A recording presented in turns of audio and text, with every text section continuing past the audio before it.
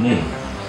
Penglibatan semua pihak mencerminkan bahawa agenda keselamatan dan ketenteraman awam adalah tanggungjawab bersama di antara polis dan masyarakat.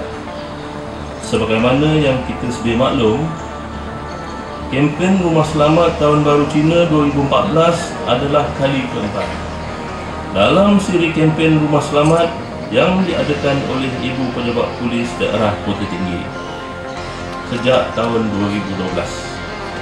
Tujuan kempen Rumah Selamat adalah untuk memastikan bahawa harta benda yang ditinggalkan oleh penghuni semasa bercuti atau menyambut perayaan di luar daerah akan sentiasa terjamin.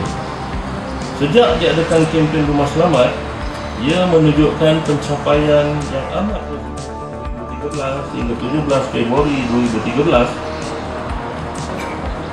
Dalam tempoh tersebut, sebanyak 5 kes kemalangan maut melibatkan 6 kematian, 2 kes kemalangan cedera parah dan 1 kes kemalangan ringan telah dilaporkan.